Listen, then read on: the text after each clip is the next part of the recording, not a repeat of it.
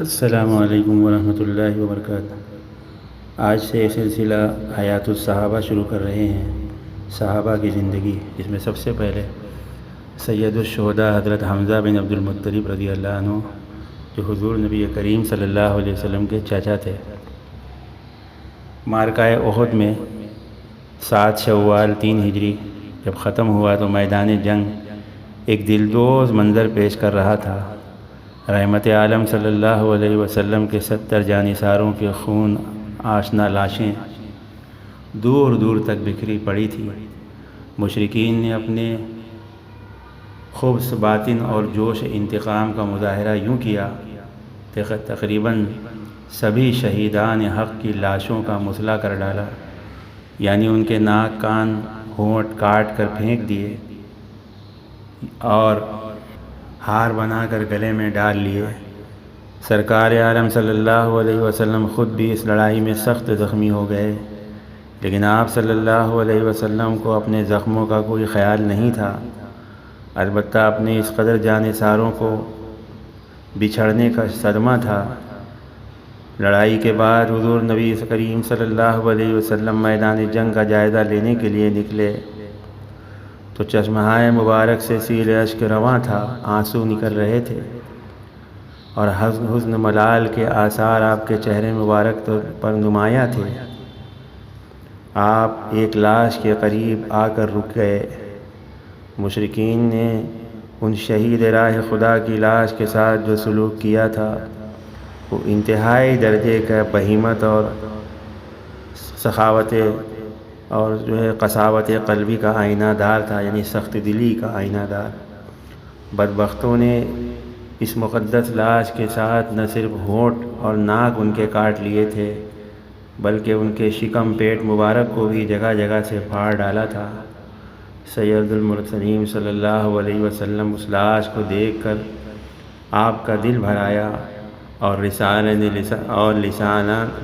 رسالت پر اللہ کے نبی کی زبان مبارک پر یہ الفاظ آ گئے: تم پر اللہ کی رحمت ہو، کیونکہ جہاں تک مجھے معلوم ہے تم رشتہ داروں کا سب سے زیادہ خیال رکھتے تھے اور نیک کاموں میں آگے آگے پیش رہتے تھے۔ حضرت حمزہ رضی اللہ عنہ کے حسب نسب کے لیے اتنا ہی لکھنا کافی ہے کہ وہ سرکار دو عالم صلی اللہ علیہ وسلم کے چچا تھے۔ ارباب سیر نے لکھا ہے کہ وہ حضور صلی اللہ علیہ وسلم سے 2 سال پہلے پیدا ہوئے، بعض نے 4 سال کا فرق بیان کیا ہے۔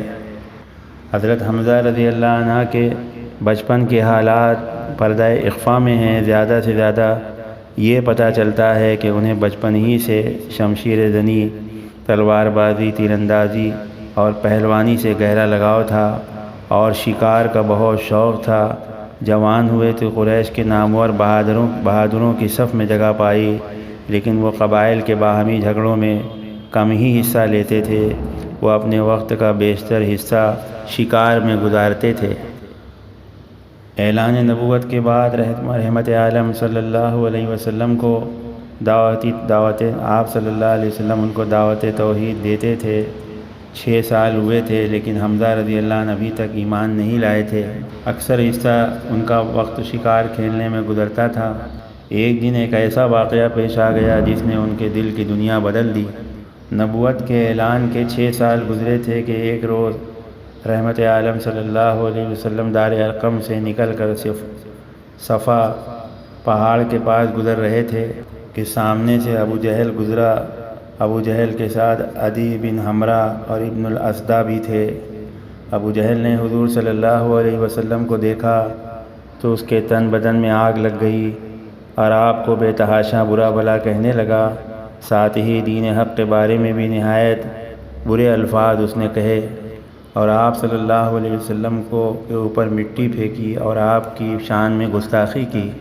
آپ صلی اللہ علیہ وسلم خلق عظیم کی وجہ سے آپ نے صبر سے کام لیا اور اس کی کسی بات کا جواب نہ دیا، یہاں تک کہ وہ تھک ہار کر چلاتا ہوا بکتا ہوا آگے چلا گیا اور حضور صلی اللہ علیہ وسلم واپس تشریف لے گئے۔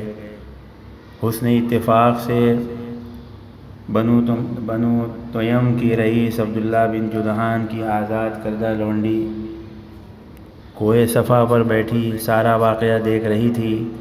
حضرت حمزہ رضی اللہ عنہ شکار سے واپس ہوئے تو اس کے گھر کی طرف سے گزرے تو اس نے مخاطب ہو کر حضرت حمزہ سے کہا، حمزہ رضی اللہ عنہ سے کہا، اے ابو عمارہ، کاش تھوڑی دیر پہلے تم یہاں موجود ہوتے تو دیکھتے کہ ابو جہل نے تمہارے بھتیجے محمد صلی اللہ علیہ وسلم کے ساتھ کیسا سلوک کیا۔ نہایت سخت طریقے سے آپ صلی اللہ علیہ وسلم کو الفاظ کہے اور آپ صلی اللہ علیہ وسلم کے شان میں گستاخی کی۔ آپ نے کوئی جواب نہ دیا اور واپس چلے گئے۔ یہ سننا تھا کہ حمزہ رضی اللہ عنہ کی رگ حمیت بھڑک اٹھی، غصے سے بے قابو ہو کر سیدھا خانہ کعبہ کا رخ کیا، جہاں ابو جہل مشرکین قریش کی مجلس میں بیٹھ کر لافزنی کر رہا تھا۔ حضرت حمزہ رضی اللہ عنہ نے وہاں پہنچ کر اپنی کمان سے اس زور سے ابو جہل کے سر پر ماری کہ خون نکل آیا، ایک بڑا زخم ہو گیا۔ پھر کڑک کر کہا، تو محمد صلی اللہ علیہ وسلم کو گالیاں دیتا ہے، میں بھی انہی کے دین پر ہوں، جو کچھ وہ کہتے ہیں میں بھی وہی کہتا ہوں، اور اگر تجھ میں ہمت ہے تو ذرا مجھے بھی کچھ کہہ کے دکھا اور میرا مقابلہ کر کے دکھا۔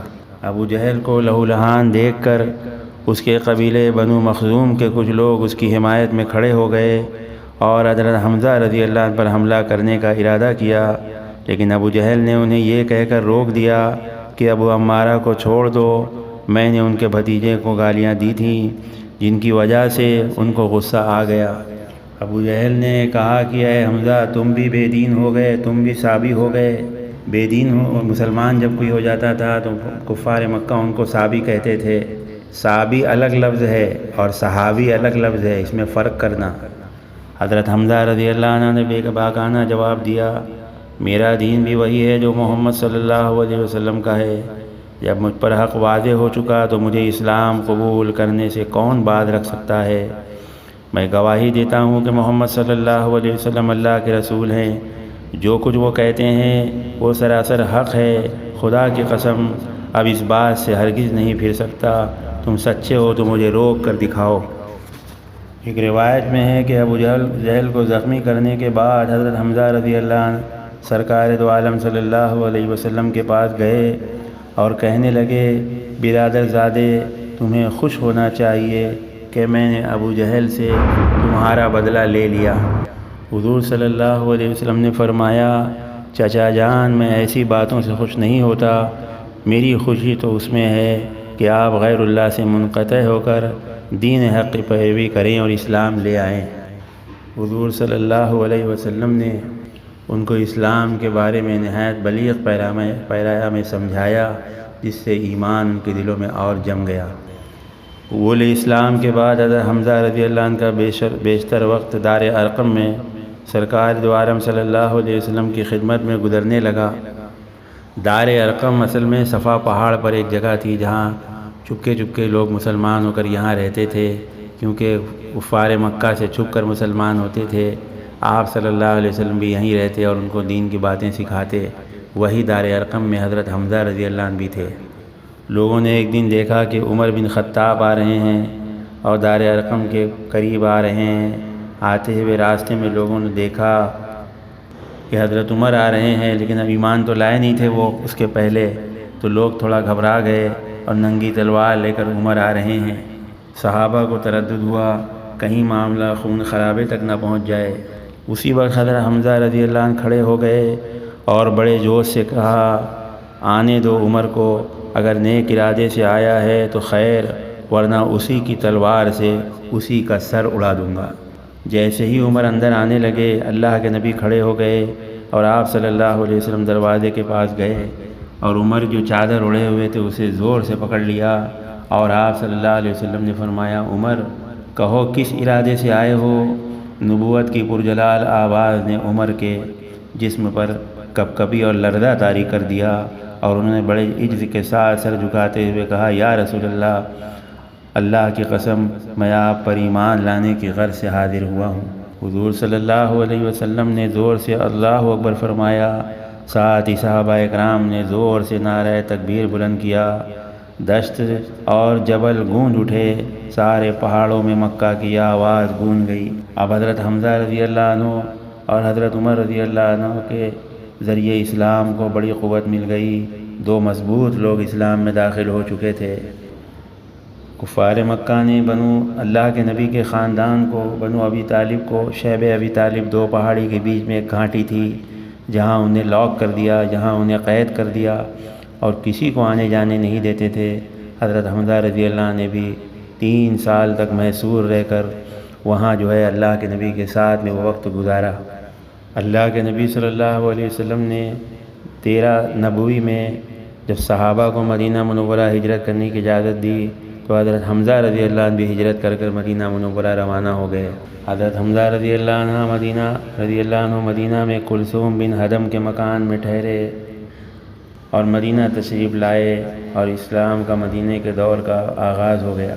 علامہ ابن سعد نے واقدی کے حوالے سے بیان کیا ہے، اسلام میں سب سے پہلے علم جھنڈا حضرت حمزہ کو عطا ہوا۔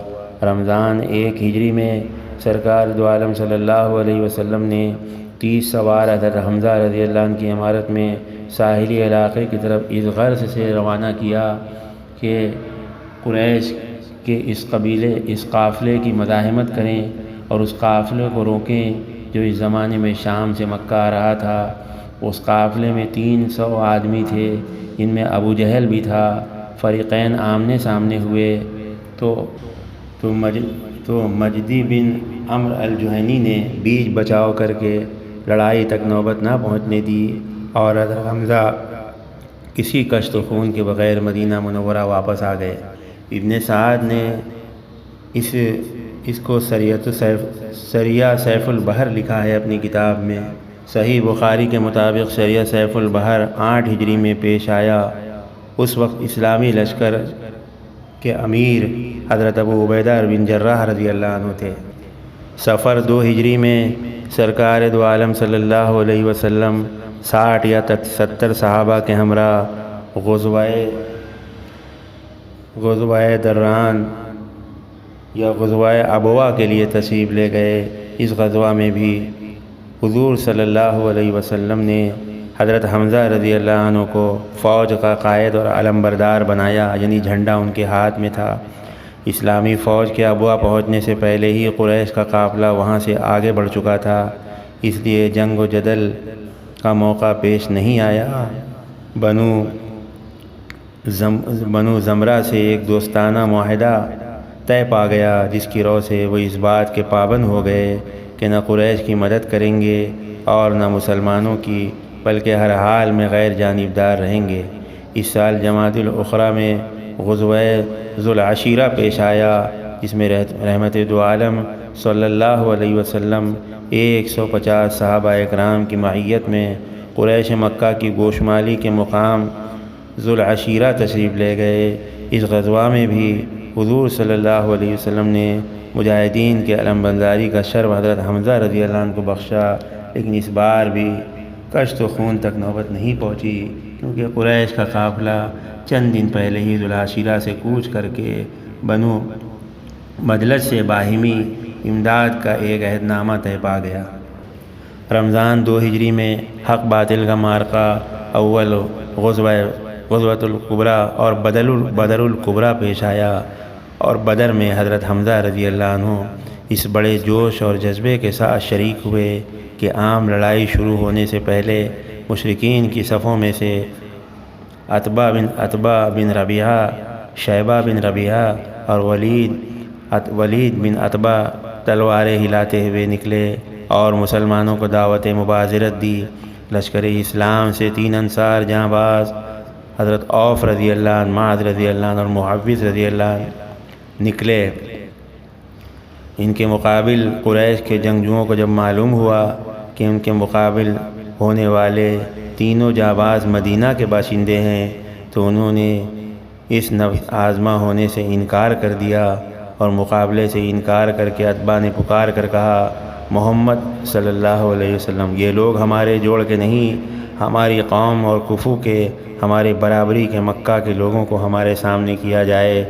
اس پر حضور صلی اللہ علیہ وسلم نے حضرت حمزہ رضی اللہ عنہ کو، حضرت علی رضی اللہ عنہ کو اور حضرت عبید بن حارث رضی اللہ عنہ کو حکم دیا کہ جاؤ ان لوگوں کا مقابلہ کرو۔ یہ عبید بن حارث ہے، ابو عبیدہ رضی اللہ عنہ الگ ہیں۔ یہ تینوں بہادر حضور صلی اللہ علیہ وسلم کا حکم سنتے ہی نیزے ہلاتے ہوئے اپنے حریف کے سامنے جا کھڑے ہوئے۔ حضرت حمزہ رضی اللہ عنہ کا مقابلہ شیبہ سے، حضرت علی کا ولید سے، حضرت ابو عبید حارث رضی اللہ عنہ کا مقابلہ عتبہ سے ہوا۔ حضرت حمزہ اور حضرت علی نے تو پہلے ہی وار میں اپنے اپنے حریف کو جہنم رسید کر دیا، لیکن عتبہ اور عبیدہ رضی اللہ عنہ دونوں دیر تک لڑتے رہے، یہاں تک کہ دونوں زخمی ہو گئے۔ حضرت ابو عبیدہ کا زخم نہایت شدید تھا۔ حضرت حمزہ اور حضرت علی نے یہ صورتحال دیکھی، دونوں نے ایک ساتھ حملہ کر کے عتبہ کو بھی جہنم واصل کر دیا۔ عتبہ، شیبہ اور ولید کو ہلاک ہوتے ہوئے دیکھ کر قریش کے ایک نامور جنگجو طعیمہ بنت عدی کو سخت جوش آیا اور وہ بنکارتا ہوا میدان جنگ میں اترا۔ حضرت حمزہ رضی اللہ عنہ فوراً اس کی طرف بڑھے اور ایک ہی وار میں اس کو جہنم واصل کر دیا۔ اب مشرکین نے مشتعل ہو کر عام حلہ بول دیا۔ مسلمانوں کی تعداد کفار کی تعداد کے 1/3 سے بھی کم تھی، لیکن انہوں نے اس پامردی اور شجاعت کے ساتھ مقابلہ کیا کہ کفار کا منہ پھر گیا۔ حضرت حمزہ رضی اللہ عنہ اس شان سے لڑ رہے تھے کہ دستار پر شتر مرغ کی کلغی تھی اور دونوں ہاتھوں سے تلوار چلا رہے تھے۔ جدھر جھک پڑتے تھے صف کی صف الٹ جاتی۔ اس دن ان کے ہاتھ سے بہت سے مشرکین یا زخمی ہوئے یا ہلاک ہوئے۔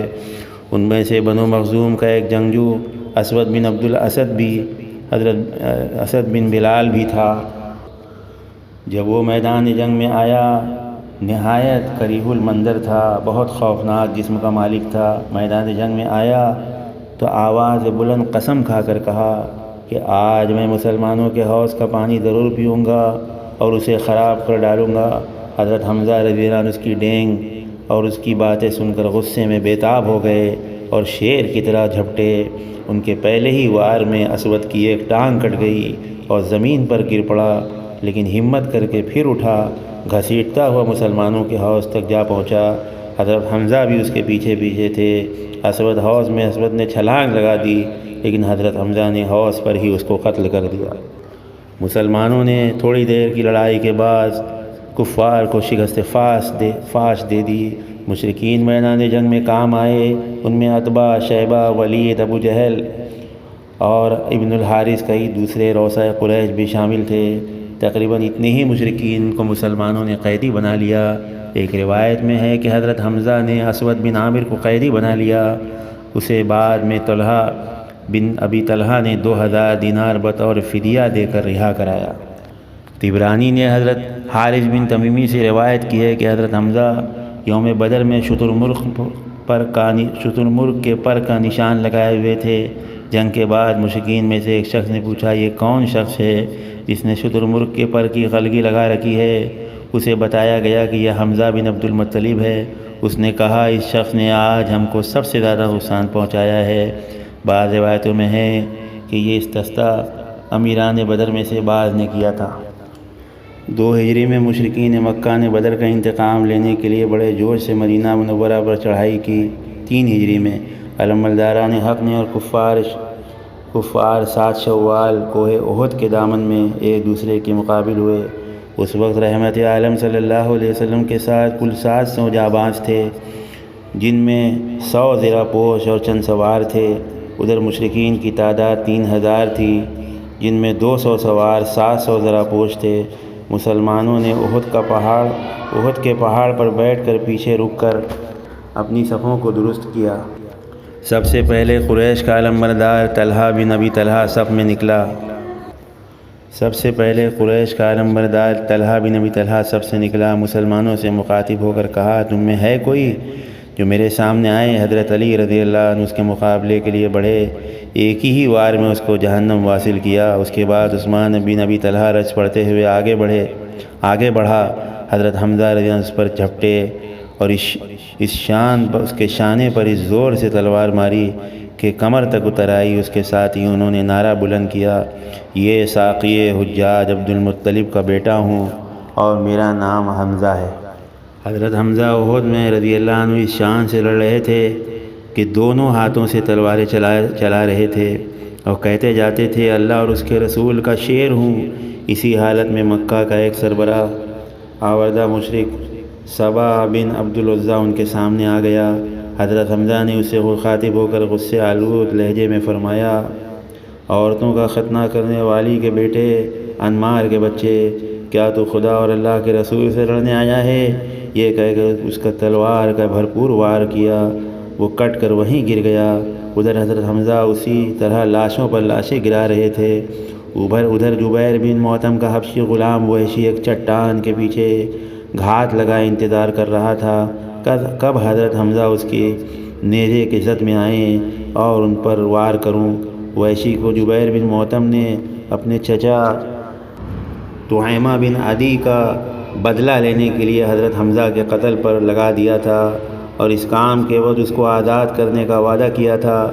اتفاق سے وحشی جلد ہی وار کرنے کا موقع ملا۔ حضرت حمزہ اس کے وار کے آگے بڑھ رہے تھے، یکایک ان کا پاؤں پھسل گیا اور وہ پیٹھ کے بل زمین پر گر پڑے۔ اسی وقت وحشی نے تاک کر اپنا چھوٹا سا بھالا نشانہ لگا کر ان پر پھینکا، جو ناف میں لگا اور پار ہو گیا۔ حضرت حمزہ رضی اللہ عنہ اس قدر شدید زخمی ہوئے کہ باوجود اس پر حملہ کرنا چاہا، مگر پھر لڑکھڑا کر گر پڑے۔ ان کی روح اس عالم سے پرواز کر گئی۔ مشرکین خوش ہو گئے۔ حضرت حمزہ کی ناش مبارک کے کان کاٹ کر ہونٹ بھی کاٹ لیے اور ہندا نے ان کی ناش کے ساتھ بے حرمتی کی۔ ان کے پیٹ کو چاک کر کے جگر نکالا اور جگر کو چبانے کی کوشش کی، نگلنے کی کوشش کی مگر نگل نہ سکی۔ پھر اس نے کہا آج ہم نے بدر کی لڑائی کا بدلہ لے لیا، وحشی نے میرا سینہ ٹھنڈا کر دیا، جب تک وہ زندہ رہوں گی اس کا شکریہ ادا کروں گی۔ جب آپ صلی اللہ علیہ وسلم کے اس واقعے کا علم ہوا تو آپ نے پوچھا کہ ہندا نے حمزہ رضی اللہ عنہ کی جگر میں سے کچھ کھایا بھی؟ تو لوگوں نے عرض کیا نہیں۔ آپ نے دعا کی یا الہی حمزہ رضی اللہ عنہ کے کسی حصے جسم کو جہنم میں داخل نہ ہونے دینا۔ جنگ ختم ہوئی تو رسول کو عالم صلی اللہ علیہ وسلم اپنے محبوب چچا کی لاش پر تشریف لائے۔ اس وقت آپ سخت غمزدہ تھے۔ لاش کی حالت دیکھ کر آپ غم سے بے قرار ہو گئے۔ مخاطب ہو کر فرمایا تم پر خدا کی رحمت ہو، کیونکہ تم رشتہ داروں کا بہت خیال رکھتے تھے، نیک کاموں میں آگے رہتے تھے۔ اگر مجھے صفیہ حضور صلی اللہ علیہ وسلم کی پھوپھی صفیہ رضی اللہ عنہ ان کی بہن کا خیال نہ ہوتا تو قیامت کے دن تک انہی کے پیٹ سے اٹھائے جاؤ گے اور میں تمہاری ناش کو چھوڑ دیتا جس سے پرندے تمہاری ناش کو کھاتے۔ طبقات ابن سعد میں ہے کہ حضور صلی اللہ علیہ وسلم نے حضرت حمزہ رضی اللہ عنہ کی ناش کو دیکھ کر دردناک حالت میں دیکھ کر فرمایا خدا کی قسم میں تمہارے بدلے میں کفار کے 70 آدمیوں کا مسئلہ کروں گا۔ لیکن اس وقت بارگاہ خداوندی سے حکم نازل ہوا۔ ترجمہ ہے آیت کا، اگر تم سزا دو تو ویسی ہی سزا دو جیسی تمہیں تکلیف پہنچائی گئی، اور اگر صبر کرو تو بے شک صبر کرنے والوں کے لیے صبر سب سے اچھا ہے، اور تم صبر کرو، تمہارا صبر کرنا خاص اللہ ہی توفیق سے ہے۔ یہ حکم نازل ہونے پر حضور صلی اللہ علیہ وسلم نے فرمایا کہ میں صبر کرتا ہوں اور انتقام نہ لوں گا۔ چنانچہ آپ نے صبر اختیار کیا اور اپنی قسم کا کفارہ ادا کر دیا۔ اسی اثنا میں حضرت حمزہ رضی اللہ عنہ کی بہن صفیہ رضی اللہ عنہ جنگ کا حال معلوم کرنے مدینہ سے نکلیں۔ حضور صلی اللہ علیہ وسلم نے ان کے صاحبزادے حضرت زبیر رضی اللہ عنہ کو بلا کر فرمایا صفیہ کو حضرت حمزہ کی لاش دیکھنے نہ پائیں۔ حضرت زبیر نے ان کو لاش پر آنے سے منع کیا تو بولی میں نے اپنے بھائی کا ماجرا سن لیا، اللہ تعالیٰ کی راہ میں یہ کون سی بڑی قربانی ہے۔ حضور صلی اللہ علیہ وسلم نے اجازت دی تو لاش پر گئیں۔ عزیز بھائی کے ٹکڑے دیکھ کر آنکھوں سے آنسو نکلنے لگے، لیکن انا للہ و انا الیہ راجعون کے سوا زبان سے کچھ نہ نکلا۔ واپس جاتے وقت زبیر رضی اللہ عنہ کو 2 چادریں دے گئیں کہ ان میں ماموں کو مکفون کر کے دفن کر دینا، لیکن قریبی ایک انصاری کی لاش پڑی تھی۔ حضرت زبیر رضی اللہ عنہ نے دونوں چادروں کو دونوں شہیدوں میں ایک ایک کو تقسیم کر دی۔ اسے ایک چادر سے حضرت حمزہ کا سر چھپایا جاتا تو پیر کھل جاتے، اور پیر چھپائے جاتے تو سر کھل جاتا۔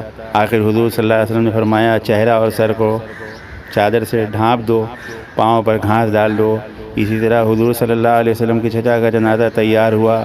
صحابہ رونے لگے۔ حضور صلی اللہ علیہ وسلم نے پوچھا کہ تم کیوں رو رہے ہو؟